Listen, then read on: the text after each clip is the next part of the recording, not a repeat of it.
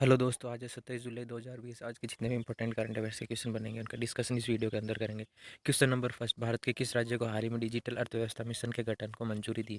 Question number first का first option Jammu Kashmir, second है Gujarat, third है राजस्थान और फोर्थ है कर्नाटक। इस क्वेश्चन का राइट ऑप्शन है ऑप्शन फोर्थ कर्नाटक। कर्नाटक की बात है तो मैप के अंदर आपको कर्नाटक ही दिखाया गया।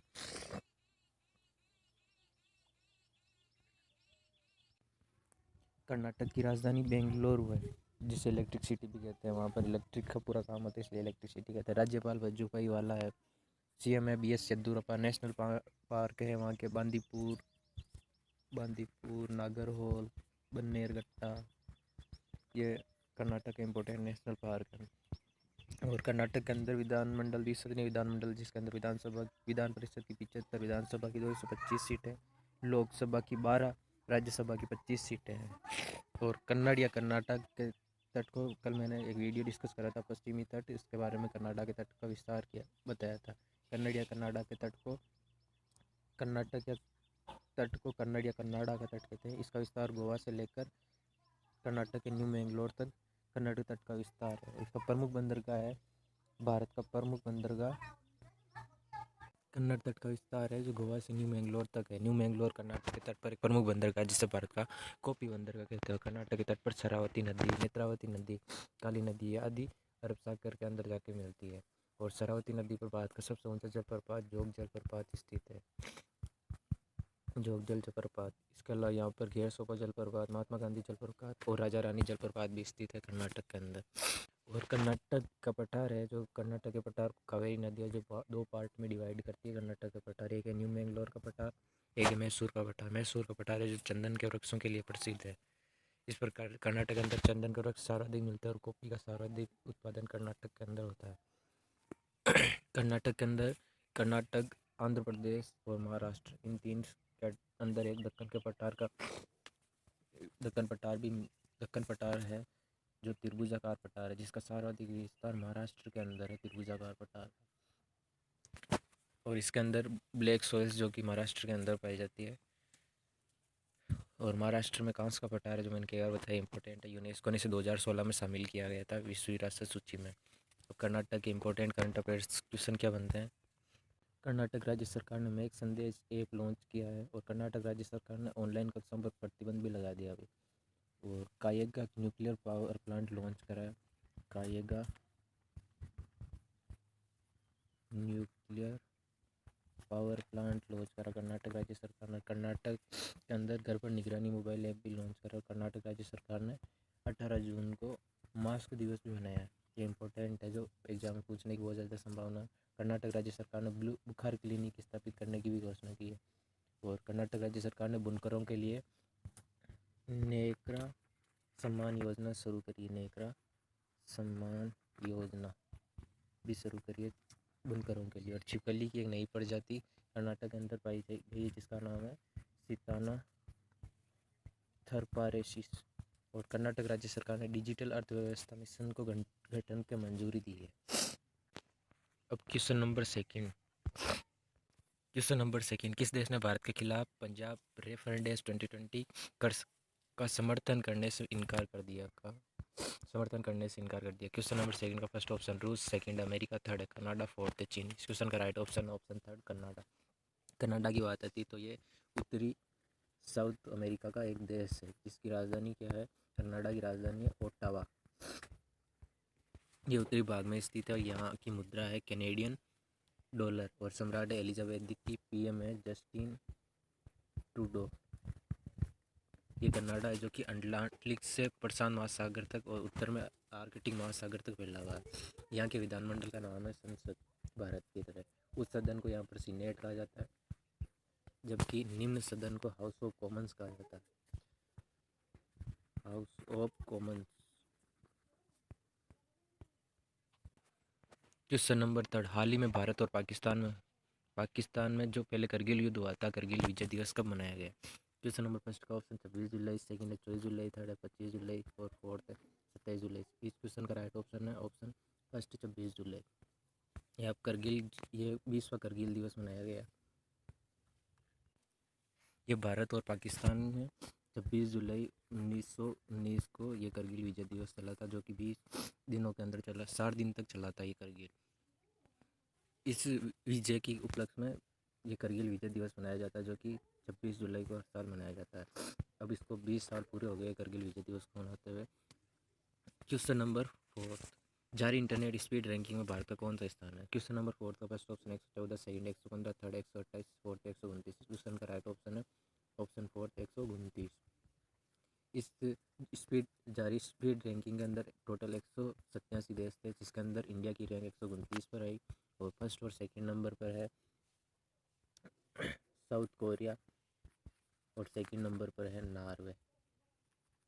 फर्स्ट पर है साउथ कोरिया, सेकंड पर है नॉर्वे और इंडिया की रैंकिंग है 129। क्वेश्चन नंबर 5, भारत में पहली शहद परीक्षण प्रयोगशाला कहाँ पर स्थापित की? क्वेश्चन नंबर 5 का फर्स्ट ऑप्शन मुंबई, सेकंड है दिल्ली, थर्ड है आनंद और फोर्थ है चेन्नई। इस क्वेश्चन का राइट ऑप्शन है ऑप्शन थर्ड आनंद। ये आनंद है जो कि गुजरात के अंदर पड़ता है।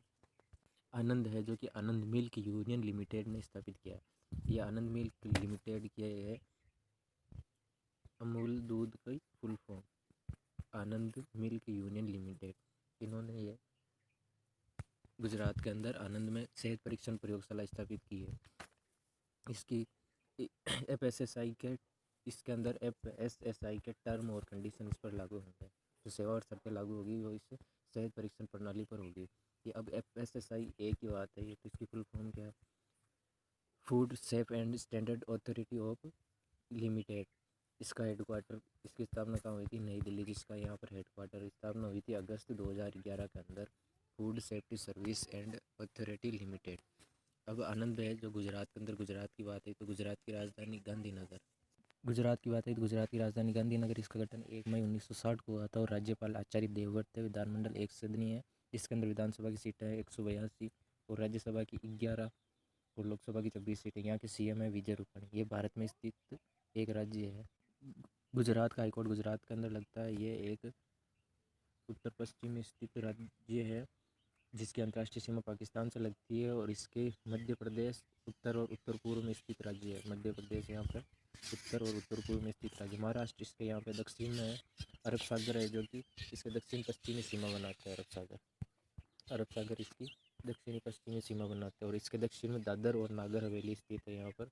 और इस राज्य की राजधानी गांधीनगर बता दी। और व्यवसाय के अंदर अहमदाबाद है जो कि गुजरात का सबसे बड़ा शहर भी है अहमदाबाद। क्वेश्चन नंबर 6, CCI ने किस कंपनी को कृष्णापट्टनम बंदरगाह के अधिग्रहण को मंजूरी दी है? क्वेश्चन नंबर 6 का फर्स्ट ऑप्शन रिलायंस, सेकंड है टाटा, थर्ड है अडानी पोर्ट्स, फोर्थ है रिलायंस जियो। इस क्वेश्चन का राइट ऑप्शन है ऑप्शन थर्ड अडानी पोर्ट्स को CCI ने कंपनी को कृष्णापट्टनम बंदरगाह के अधिग्रहण को मंजूरी दी। ये कृष्णापट्टनम बंदरगाह किस स्टेट के अंदर स्थित है? आंध्र प्रदेश में स्थित है। यह बंगाल की खाड़ी के तट पर स्थित है, जो कि गहरे पानी अरब सागर बंगाल की खाड़ी में गहरे पानी का बंदरगाह है, जिसका गठन किया गया था 2008 के अंदर। अब आंध्र प्रदेश की बात है तो आंध्र प्रदेश के अंदर मैंने पहले एक और भी बंदरगाह के बारे में, आंध्र प्रदेश के अंदर एक विशाखापट्टनम बंदरगाह स्थित है। आंध्र प्रदेश विशाखापट्टनम बंदरगाह स्थित है जो कि डॉल्फिन पहाड़ियों से घिरा हुआ है और इसके अंदर हिंदुस्तान शिपयार्ड स्थित है। डॉल्फिन पहाड़ियों से घिरा हुआ इसलिए चक्रवात आने वाले चक्रवातों से सुरक्षित रखता है आंध्र प्रदेश को, ये डॉल्फिन पहाड़ियाँ।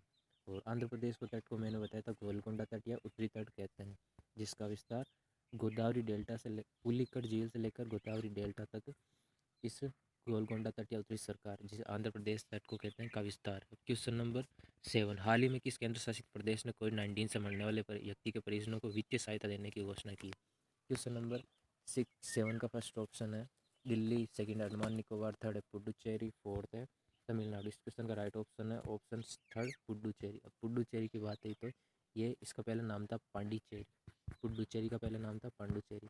ये भारत का एक सबसे खूबसूरत शहर माना जाता है पांडुचेरी, जिसका गठन हुआ था 1 नवंबर 1954 के अंदर इसका गठन हुआ था। और यहाँ के उपराज्यपाल है किरण बेदी, CM है के नारायण स्वामी। विधानमंडल यहाँ की एक सदनीय विधानमंडल है जिसके अंदर पुडुचेरी आती है और राज्यसभा की सीट एक और लोकसभा की सीट दोनों एक है। और इसका हाईकोर्ट इस यूटीज़ का हाईकोर्ट मद्रास हाईकोर्ट के अंदर लगता है। ये आप पुडुचेरी की लोकेशन देख सकते हैं, तमिलनाडु के तट पर मन्नार की खाड़ी के अंदर स्थित है पुडुचेरी। अब question number 8, Bajaj finance limited के गैर कार्यकारी अधिकारी के रूप में किसे नियुक्त किया है? क्वेश्चन नंबर 8 का first option Priyanshu Garg, second है संजीव बजाज, थर्ड आलोक मिश्रा और फोर्थ है संजय मिश्र। इस क्वेश्चन का राइट ऑप्शन है ऑप्शन थर्ड, आलोक मिश्रा को गैर कार्यकारी अधिकारी के रूप में बजाज फाइनेंस लिमिटेड का गैर कार्यकारी अधिकारी नियुक्त किया गया, जो ये देख सकते हैं आप बजाज संजय मिश्रा को। क्वेश्चन नंबर अब 9, साइबेरिया जंगल आग के कारण खबरों में था। साइबेरिया जंगल किस देश में स्थित है? क्वेश्चन नंबर 9 का फर्स्ट ऑप्शन है रूस, सेकंड अमेरिका, थर्ड है कनाडा, तो फोर्थ है चीन। इस क्वेश्चन का राइट ऑप्शन है ऑप्शन फर्स्ट रूस। अब रूस की बात है तो मैंने कई बार बताया रूस के बारे में। रूस की राजधानी क्या है? रूस की राजधानी मॉस्को है। यहाँ की मुद्रा क्या है? रूसी रूबेल यहाँ की मुद्रा है। और साइबेरिया जो कि रूस के अंदर घने जंगल है, और यहाँ के राष्ट्रपति है व्लादिमीर पुतिन। अब ये साइबेरिया के अंदर जंगलों के आग लगी। अब जंगल में आग किस कारण से ज़्यादातर लगती है? जंगल में आग बेसिकली आग 3 चीज़ों की वजह से लगती है।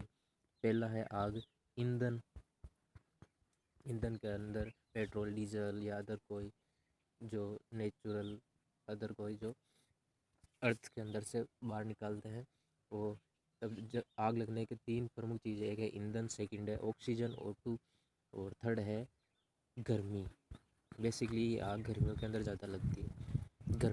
गर्मियों के अंदर तापमान इतना हाई हो जाता है कि वहाँ पर ईंधन या फिर कोई अदर कोई तार वार या फिर वहाँ पर कोई बिजली रहती है, जिसके कारण गर्मी के कारण अपने आपस में टकराते रहते हैं। और अभी साइबेरिया के अंदर ये अनुमान लगाया जा रहा है वहाँ पर तारों के टकराने की वजह से आग लगी है।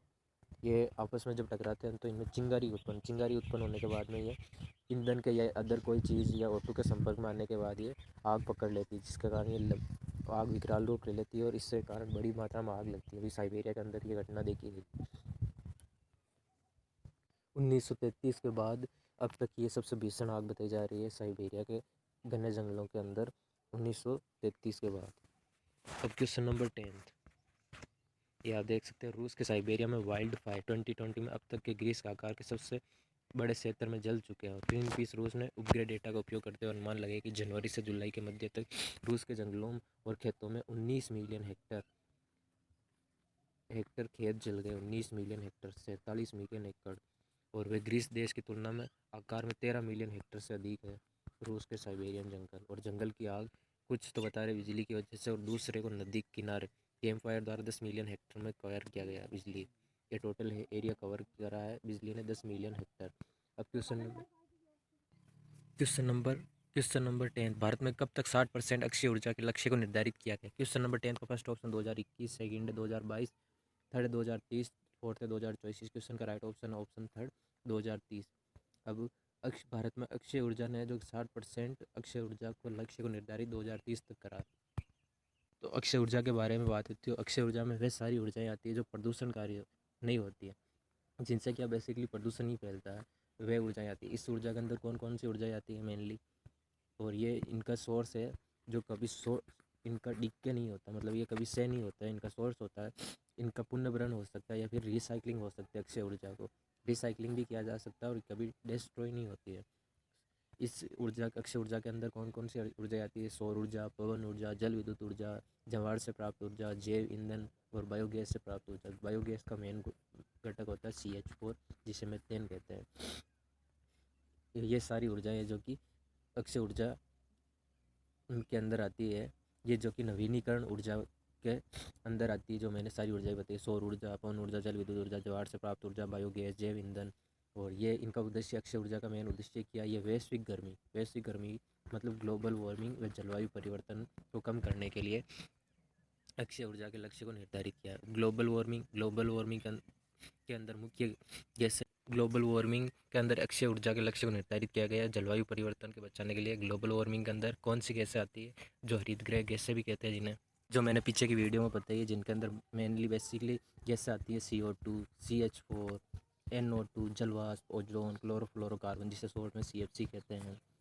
ये सारी जो कि वैश्विक तापमान ग्लोबल वार्मिंग के अंदर आती है। क्वेश्चन नंबर 11, किस भारतीय व्यक्ति को फोर्ब्स द्वारा जारी लिस्ट 5 सबसे अमीर व्यक्ति के रूप में शामिल किया है? क्वेश्चन नंबर 11 का first option Anil Ambani, second है मुकेश अंबानी, थर्ड टाटा अदानी, और फोर्थ संजय कुमार। इस क्वेश्चन का राइट ऑप्शन है ऑप्शन सेकंड मुकेश अंबानी। मुकेश अंबानी को आप इस डायग्राफ के अंदर देख सकते हैं। ये एशिया के सबसे अमीर व्यक्ति है, जिनको अभी भारतीय व्यक्ति की फोर्ब्स द्वारा जारी लिस्ट में 5 सबसे अमीर व्यक्ति बताया गया है। मुकेश अंबानी ये रिलायंस जियो के इंडस्ट्रीज़ के चेयरमैन हैं। मुकेश अंबानी ये अभी इनकी संपत्ति द हिंदुस्तान टाइम्स बताता है 65 अरब डॉलर इनकी संपत्ति बताते हैं। अब क्वेश्चन नंबर 12। हाल ही में किस जिले में राजस्थान राज्य सरकार ने अपना पहला प्लाज्मा बैंक स्थापित करने की घोषणा की? क्वेश्चन नंबर 12 का फर्स्ट ऑप्शन जयपुर, सेकंड है जोधपुर, थर्ड है उदयपुर, फोर्थ है कोटा। क्वेश्चन नंबर 12 का राइट ऑप्शन है ऑप्शन फर्स्ट जयपुर। अब जयपुर जो कि राजस्थान स्टेट्स की कैपिटल भी है जयपुर। राजस्थान के बारे में बात है तो राजस्थान के राज्यपाल है कलराज मिश्र, सीएम अशोक गहलोत और डिप्टी सीएम के बीच में अभी विवाद चल रहा है, जिसका सुलझाने के लिए अभी हाई कोर्ट के अंदर इसकी सुनवाई करी जा रही है और इसके बारे में डिस्कस करने के बाद आपको इसके बारे में बताया जाएगा। और प्लाज्मा बैंक है जो कि भारत का पहला प्लाज्मा बैंक दिल्ली के अंदर और जबकि राजस्थान के अंदर जयपुर के अंदर स्थापित किया गया। अब राजस्थान के बारे में बात है तो राजस्थान के इंपॉर्टेंट करंट अफेयर्स ये बनता है कि राजस्थान राज्य सरकार ने ई पास जारी करने के लिए प्रज्ञा मोबाइल ऐप लॉन्च करा है और अपनी राजस्थान सरकार ने पुलिस के लिए राज सिटीजन कोच ऐप लॉन्च करा और राजस्थान राज्य सरकार ने राज कौशल पोर्टल का भी शुभारंभ किया और ऑपरेशन डेजर्ट जो कि बेसिकली डेजर्ट के अंदर चलाया गया, राजस्थान के अंदर चला गया है। और जो राजस्थान राज्य के मंत्रिमंडल ने निवेश में तेजी लाने के लिए वन स्टॉप शॉप योजना लागू करी है। ये कभी कल परसों के वीडियो में मैंने ये डिस्कस करी थी वन स्टॉप शॉप योजना के बारे में, जो कि राजस्थान राज्य सरकार ने चालू करी। और मैंने 26 जुलाई के दिन मैंने पश्चिमी भारत के भौगोलिक विशेषताओं पश्चिमी तट के बारे में विस्तार से डिस्कस करा है 26 जुलाई के वीडियो के अंदर, आप ये देख सकते हैं। और ये वीडियो जो कि अपने दोस्तों में शेयर करें, लाइक करें, कमेंट करें और शेयर करें और चैनल को सब्सक्राइब करें। थैंक यू सो मच इस वीडियो को देखने के लिए।